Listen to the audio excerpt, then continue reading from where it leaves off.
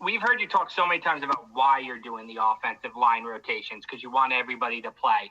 But why is it working, Joe? Every offensive lineman I've ever talked to tells me the key to offensive line is continuity, the same five guys, et cetera, et cetera. Why is playing six guys and soon to be seven guys with the three guards? Why is it working? We've talked about that a lot internally, to be honest with you. Part of the reasons we think maybe, hey, look, maybe it gives our guys a little bit of a breather, keeps them a little bit fresher. They got fresher legs out there working with some tempo on offense.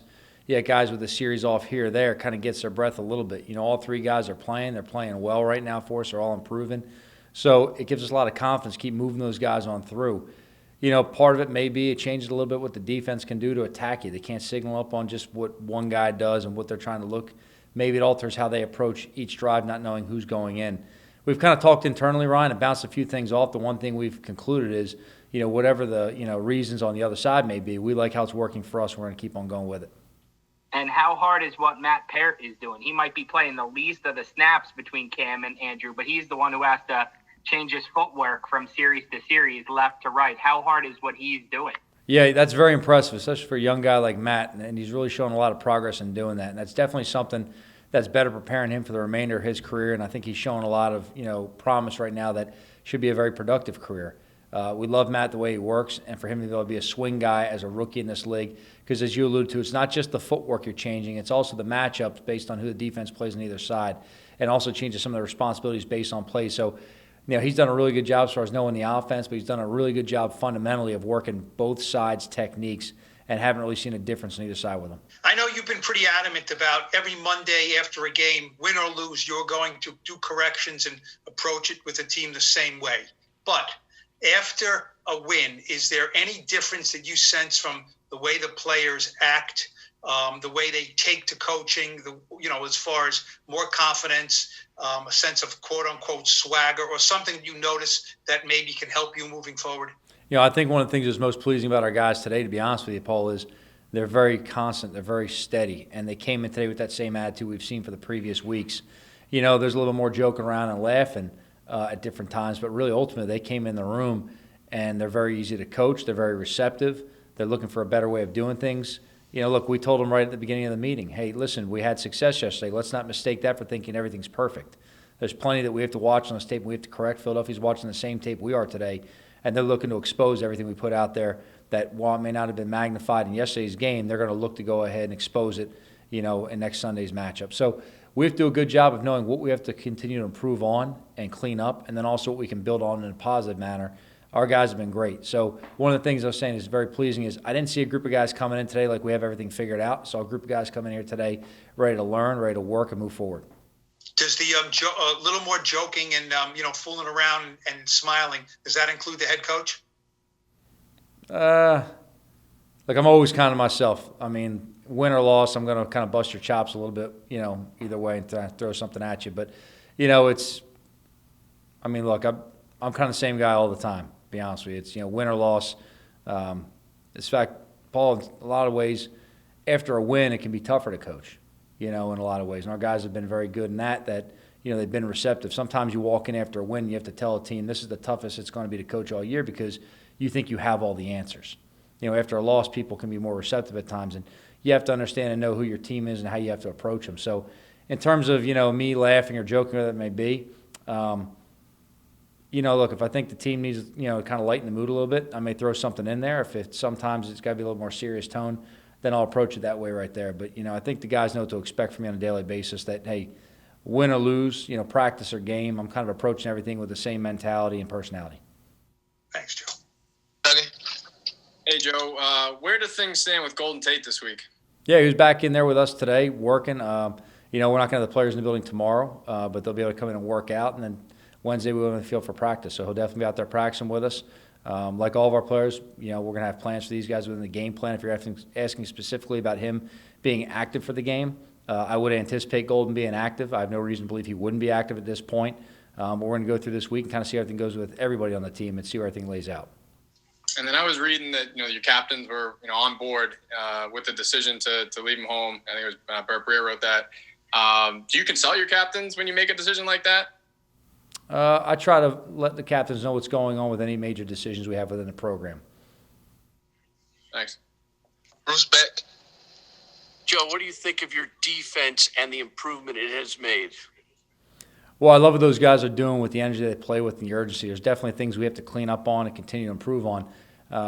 But every week there's things that we emphasize that I see turn around in a positive way. You know, something that's been a major focus for us is 2-minute. And we've been working very hard on the 2-minute drives in practice, something we had to really continue to improve on. But, you know, like I told the team today, I said, you know, we closed out 2 2-minute drives. You can kind of include that maybe as a third 2-minute drive as well at the end, all with interceptions. You know, kind of 2 end-of-game situations, 1.5 situation. That was definitely a step in the right direction for our team. But we compete, we go good versus good on 2-minute in practice. So offensively and defensively, we're getting good competition, you know, as far as working the situation, not worrying so much about the looks from the other team. And then we do some kind of, you know, crossover against the opponent 2-minute drills later in the week. But there's a lot of things I've seen the defense improve on. You know, there's no reason we can't continue to play at a high level. I love the way the improvement we're seeing. The young guys are really coming along, Bruce. There's a lot of encouraging things we're seeing from the guys that are rookies or new guys to this program, and we're getting a lot of production from a lot of guys. Jordan. Hey, Joe, real quick on Golden, one more thing. Like, can you explain the decision of why you decided to leave him behind and not dress him for that game? No, I'm not going to go into that, Jordan. But I appreciate the question. I respect the question. Okay, and with Daniel, he obviously didn't have a turnover in the game. I'm just curious of you, how you, as coaches, look at it, because the ball did hit the ground twice during that game. So how do you sort of balance that and look at it? Yeah, we're always, you know, emphasizing what we've done well and correcting what we did wrong in every game. So that's every player, it's every coach, that's everyone within different techniques. So we're always emphasizing ball security across the board. We're always emphasizing playing clean penalties-wise. We have some things in that neighborhood that we have to get off the map as well this next week. And we're always emphasizing playing a clean game in terms of, you know, eliminating mental errors by understanding what we're doing on the field, not making mistakes. All right. I was actually going to ask about Daniel too, Joe. You know, obviously you eliminated the turnovers in this game. Does the pendulum need to swing back a little bit more to be aggressive and to give more oomph to the offense? You know, you scored 3 points in the second half. Yeah, I don't think anything in that had to do with a lack of aggressiveness at all. In fact, we actually were moving the ball very well in the second half. You go back afterwards, you watch the tape. Okay, what happened that we, you know, weren't scoring points?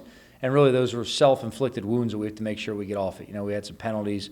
We had some different things happen offensively, some negative plays.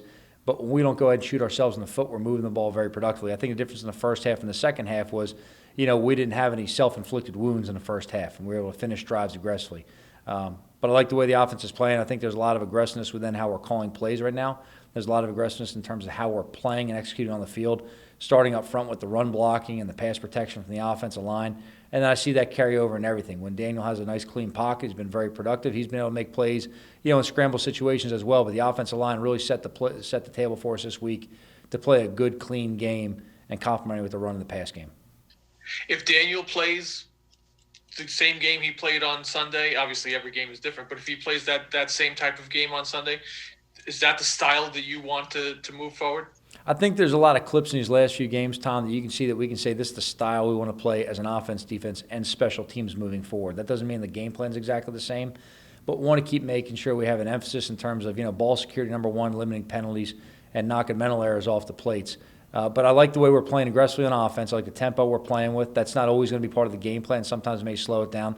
But I like the last few games, our ability to work some tempo. I like how we're running the ball, and that's really setting up some plays down the field in the passing game. I like how we're covering kicks right now and being able to make plays in the return game as well. That's shown up the last few weeks. We're definitely improving that area. And defensively, I see a lot of improvement with the situations, whether it be third down, red area, or 2-minute. That's improvement. That's something we've placed as an emphasis with our team that we have to continue to improve on. We've seen a lot of really good players and good offenses in the first part of the season, but we've got to keep on improving as we keep on going through because they're going to keep getting better and better. It seems when you talk to us, there are times when we'll talk to a player later on and he will say the same thing that you said to us. Is it important to you that the team speak with one voice and that be yours? You know, I think it's just important that I explain to the players what I expect.